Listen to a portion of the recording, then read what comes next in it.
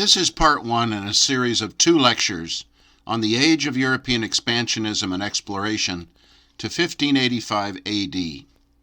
In this lecture, I'll be considering some of the motivations for the age of expansionism. The age of European expansionism and exploration, approximately from the beginning of the 15th century into the middle of the 17th century, is a loosely defined term for the period in European and world history in which extensive overseas exploration emerged as a powerful factor in European culture, and which marked the beginning of what we today call globalization. In part one of this lecture, and also in part two, I'll be considering the motivating factors for European expansionism, and I'll be taking a look at the direct impacts of the age of exploration upon society at the time and all the way up to the present day.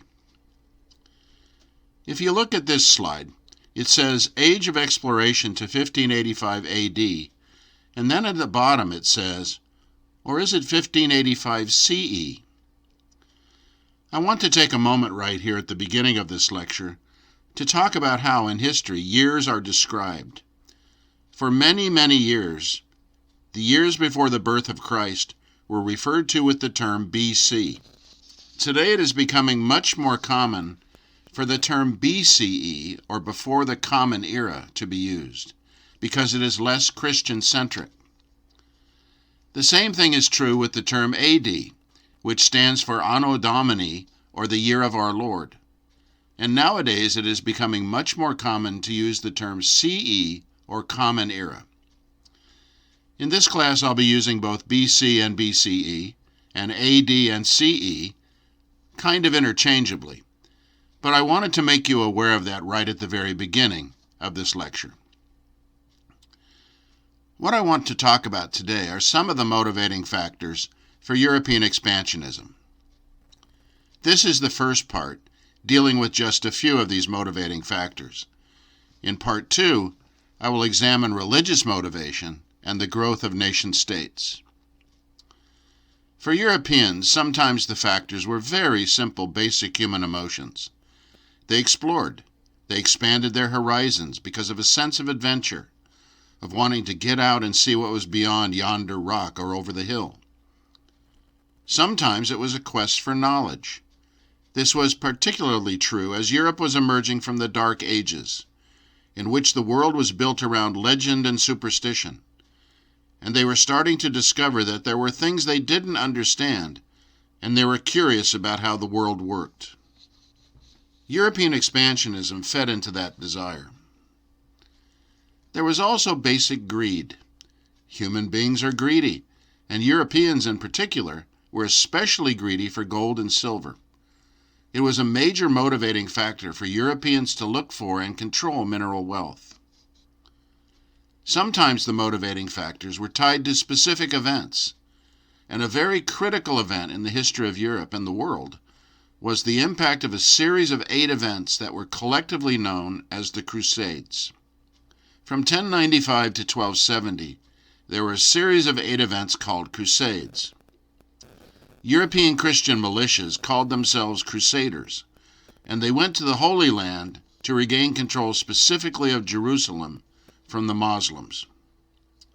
Jerusalem, as you may know, is the center of 3 major religions: Islam, Christianity, and Judaism, and control of Jerusalem has shifted between those groups over the years. But for many years, Jerusalem was under the control of the Muslims, and Christian crusaders felt they wanted to regain control of Jerusalem for Christianity, and more specifically, for Catholicism. And so there was a series of 8 events to the Holy Lands. Mostly they failed in their attempts to regain control of Jerusalem for Christianity. Probably the most famous of the Crusades was the Crusade in 1212 that was called the Children's Crusade, in which there was a Crusader army that was made up almost exclusively of small children. Following the biblical admonition that a small child will lead you into the kingdom of heaven, the Crusader army was made up significantly of children. They were slaughtered. The impact of the Crusades was particularly felt by Crusaders being introduced to previously unknown consumer and material goods. They wrote about it.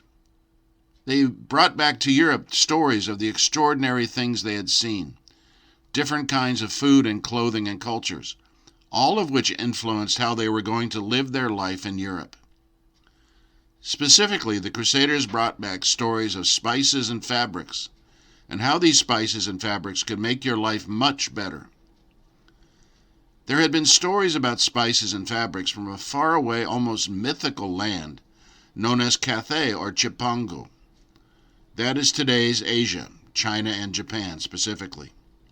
Marco Polo wrote about this in the 13th century, for instance, but the Crusaders were very much attracted to the spices and fabrics they found in the Holy Land. They found them desirable because of their life in Europe. Life in Europe is very difficult. Most people had only one suit of clothes, usually made out of wool, and very few had made the connection between the lack of cleanliness and disease. And so they were introduced to new kinds of fabrics, Egyptian cotton, silk, from the faraway lands of Cathay.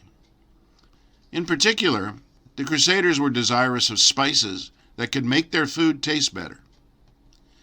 Food in Europe was often very bland, and spices could preserve food for longer periods and make them more readily available and more palatable. Spice was extraordinarily expensive. It is said at the time that a pound of spice fetched a pound of gold. And among other things that were particularly desirable were things like sugar. Sugar was very, very rare.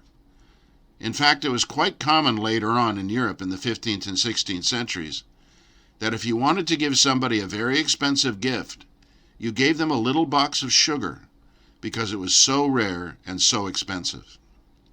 Desire for spices and fabrics very much influenced the Crusaders, and they took stories of these wondrous goods back to Europe to people who were very much interested.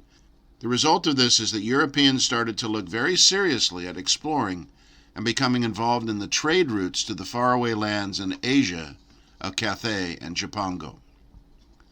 This led to increased investment in the idea of exploration, of economic development due to interest and increased profits that could come from the Asian trade.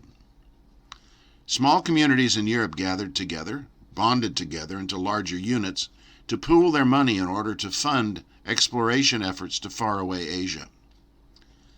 However, Europeans quickly discovered that they had a major obstacle to overcome, and that was that they simply did not possess adequate geographic or technological knowledge to successfully and profitably be involved in expansionism and exploration. They had to expand their knowledge base. Taking the lead was Portugal.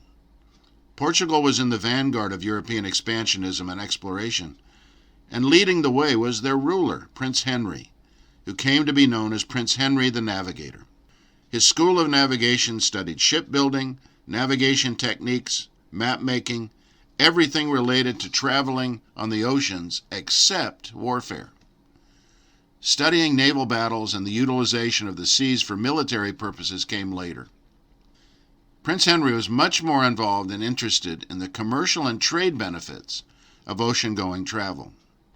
Under Prince Henry's leadership, Portugal took the lead in developing and modifying transportation systems and navigation techniques and map-making to make them much more cost-effective and useful in ocean-going travel. One of the major innovations of Prince Henry's school was the design of this boat, which is called a caravel, a Portuguese caravel, which looks much like other ships of the time period. But it was designed for longer travel. It was sturdier, its cargo hold was bigger, it could carry larger cargoes than other ships of the time period. The caravel had specially designed sails that could capture the wind better. The caravel was easier to sail and they were safe. And as a result, Portugal took the lead in many of the trading efforts and early explorations during this time period.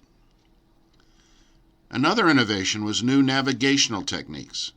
This is an astrolabe, which was a design, a very intricate design, almost like a sculpture, as a way to navigate and locate your position on the ocean.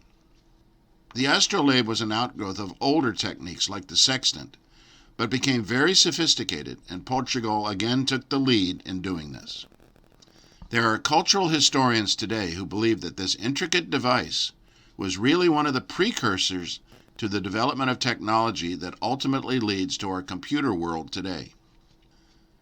Portugal and other European nations involved in exploration also quickly discovered that they needed much improved maps. Map making had been in place, of course, for millennia, but the maps were often very rudimentary and inaccurate. Maps started to be much more detailed, much more sophisticated. This is an example. By our standards, this looks pretty crude, but by the standards of the 16th century, this was a very sophisticated map. It shows clear outlines of the coastline.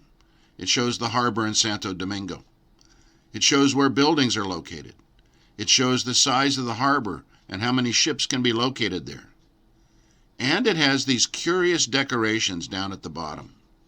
Historians have speculated about what these decorations mean, whether they were legends or symbols for the sailors who were largely illiterate during this time period. Well, they may have been. The monster, the sea monster in the bottom right, may have been a symbol of dangerous seas or rock outcroppings, or perhaps some curious natural phenomenon that they saw there, or they may simply have been decorations filling the space in the map. Historians are of two minds about this, and no decision has been reached about what these symbols actually mean, but they certainly are decorative additions to these maps. This is the end of the first part of this lecture on motivations. In part 2, I'll be examining one of the most significant motivations of the time period, which is religion, religious conflicts, and the development of religious movements like the Protestant Reformation.